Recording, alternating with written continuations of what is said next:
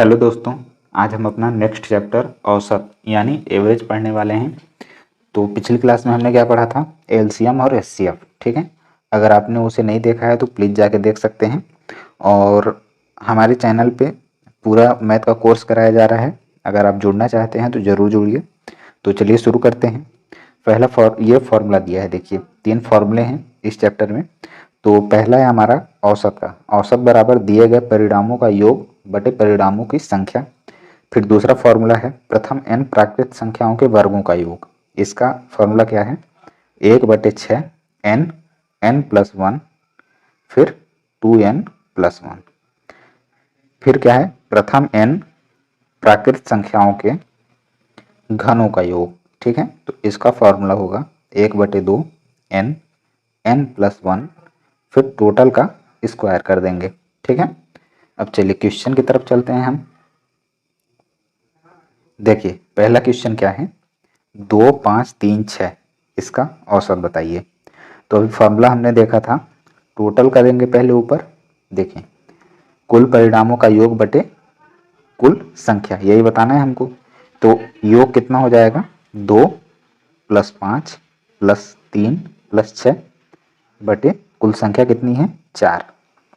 अब इसको जोड़ लीजिए, 5 2 7 3 10 6 16, 16/4। तो 4 हमारा आंसर हो जाएगा, पहला नंबर। ठीक है, देखिए जितनी संख्याएं दी रहेंगी टोटल योग करना है ऊपर, और जितने बार दी रहेंगी जेठो संख्या रहेगा उतना नीचे लिख देना है। अब अगले क्वेश्चन में चलते हैं। दूसरा क्वेश्चन है हमारा, प्रथम 25 प्राकृत संख्याओं का औसत तथा योगफल कितना होगा। इसमें योगफल भी पूछ लिया है साथ में। तो देखिए इस टाइप का जहाँ भी क्वेश्चन मिले तो इसमें फर्स्ट प्लस लास्ट बाई 2 करते हैं। ठीक है, तो प्राकृत संख्या, अच्छा इसको समझ लीजिए, प्राकृत मतलब होता है 1 से लेके अनंत तक, और पूर्ण संख्या मतलब होता है, पूर्ण संख्या मतलब 0 से लेके अनंत तक। ठीक है, तो इसमें फर्स्ट क्या होगा? 1, फिर लास्ट क्या है? 25/2। तो ये 26/2 हो जाएगा, बराबर 13 हमारा औसत निकल के आ गया। बस औसत पूछता तो 13 ही हमारा आंसर हो जाता है, लेकिन योगफल भी पूछा है बाद में। तो योगफल निकालने के लिए जो भी हमारा औसत होगा उसमें गुणा किसका करेंगे? जितने संख्याएं रहेंगी हमारे पास, 25 तो संख्या है तो 25 का गुणा कर देंगे। तो 13 × 25 जब करेंगे 325 हमारा आंसर हो जाएगा। ठीक है, ऑप्शन नंबर बी करेक्ट हो जाएगा हमारा। अब देखिए अगले क्वेश्चन की तरफ चलते हैं। 100 तक के सभी विषम संख्याओं का औसत कितना होगा। इसमें बोला है विषम संख्याओं, तो शुरू वाला हमारा विषम संख्या कौन सा होगा? 1 होगा, फर्स्ट वाला। ठीक है, अगर सम बोलता तो यहाँ 2 लेते, लेकिन विषम बोला है तो 1 लेंगे। फिर प्लस लास्ट वाला विषम संख्या कौन सा हो जाएगा?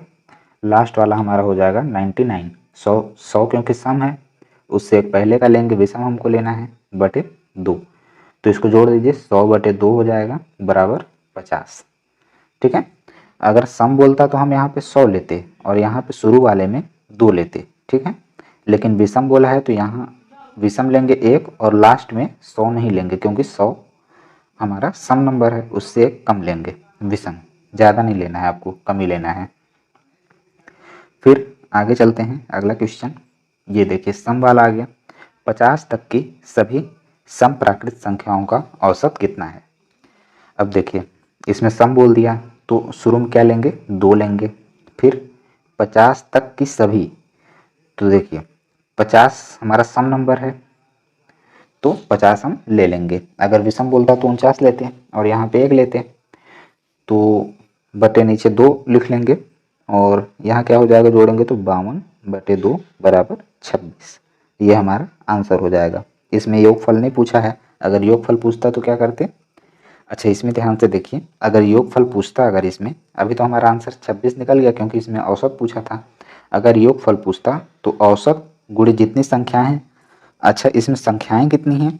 देखिए 50 तक की सभी सम संख्याएं, सम बोला है मतलब एक छोड़ के एक है, क्योंकि जैसे 1 2 3 4 और 5 लेते हैं हम, तो अगर इसमें सम संख्या बोलने के लिए बोले तो 2 ही सम संख्या है। ठीक है, विषम बोले तो 3 है।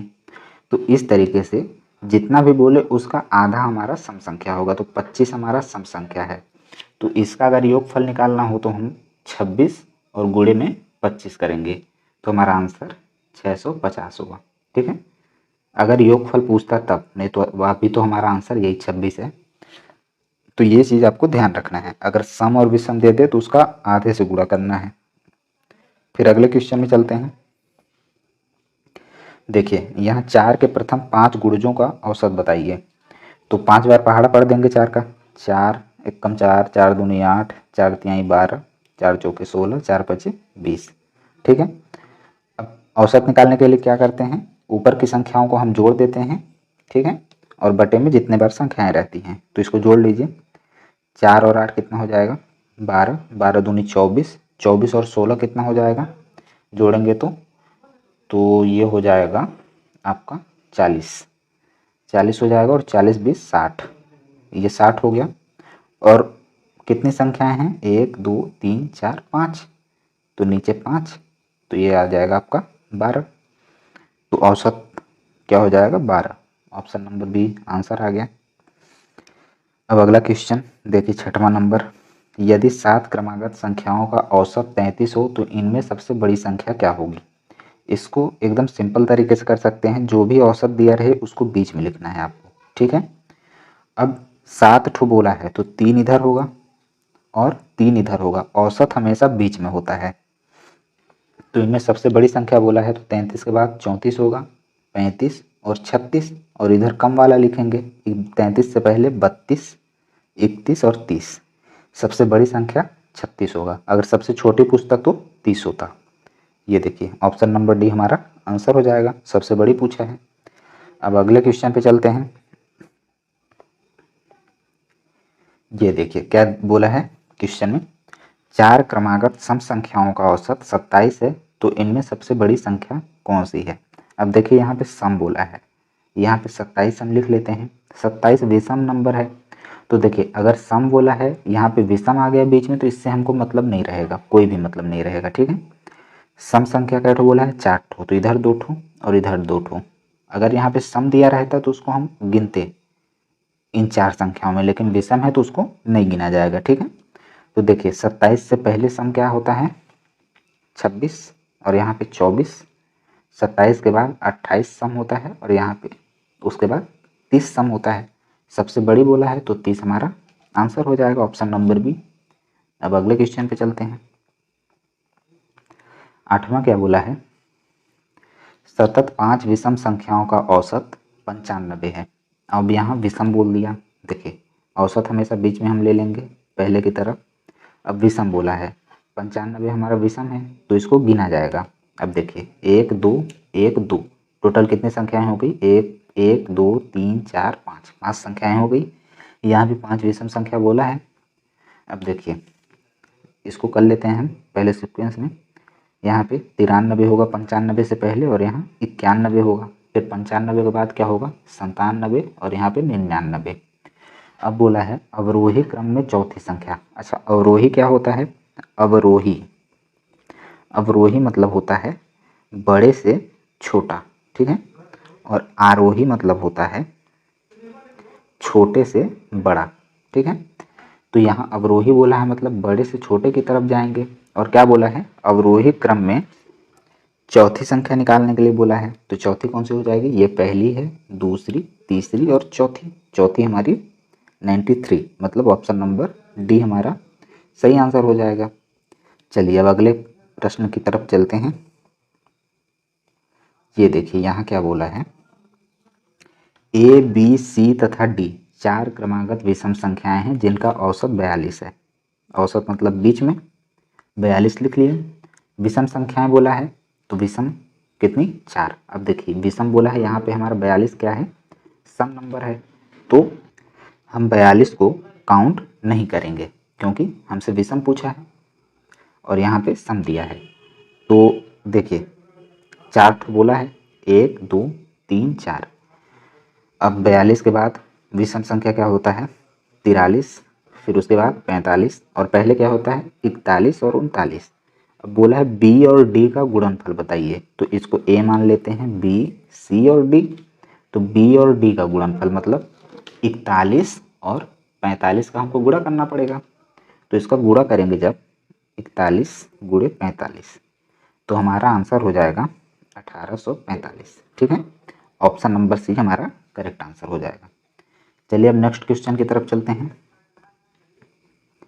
अब देखिए थोड़ा अलग है। इसमें क्या बोला है, 3 संख्याओं का औसत 7 है।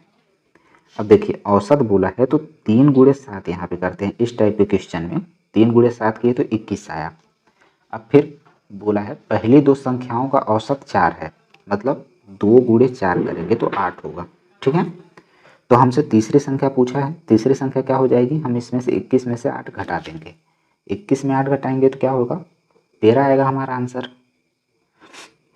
ठीक है, तो 13 हमारा करेक्ट आंसर हो जाएगा। तो ऐसा क्वेश्चन कर लेंगे आप, जैसे जितनी भी बार बोला रहेगा, जैसे 3 संख्याओं का औसत, मान लीजिए 5 संख्याओं का औसत 6 है तो 5 जगह 30, ये हमारा हो जाएगा। इस टाइप से आपको करना है ऐसा क्वेश्चन। अब आगे चलते हैं। अगला क्वेश्चन बोला है प्रथम 10 प्राकृत संख्याओं के वर्गों का औसत कितना होगा। अब देखिए फॉर्मूले पे आ गया, वर्गों का औसत कितना होगा, हमने पढ़ा था शुरू में। फॉर्मूला क्या था, 1/6 n+1, फिर क्या था 2n+1। अब देखिए इसमें रखते हैं 1/6, n हमारा 10 होगा। ठीक ना, यहाँ पे 10 रखेंगे गुणे, फिर यहाँ पे 11 हो जाएगा। n मतलब 10 + 1 11 ही होगा। फिर यहाँ पे n रखेंगे तो 10 गुणे 2 20 हो जाएगा, + 1 21, यहाँ पे 21 हो जाएगा। जैसे n की जगह 10 रखेंगे तो 10 गुणे 2 होगा, + 1 21 हो जाएगा। अब देखिए 11 गुणे 21 गुणे 10 हमको करना है, तो क्या हो जाएगा हमारा 2310 करके कुछ आएगा। तो 2310/6 करेंगे तो हमारा आंसर हो जाएगा 385। तो ऑप्शन नंबर सी हमारा करेक्ट आंसर हो जाएगा। अब देखिए अगला क्वेश्चन क्या बोल रहा है, प्रथम 10 प्राकृत संख्याओं के घन का औसत कितना होगा। ये भी फॉर्मूले पे है। इसका फॉर्मूला क्या था, 1/2 n+1 टोटल का क्या था, स्क्वायर था।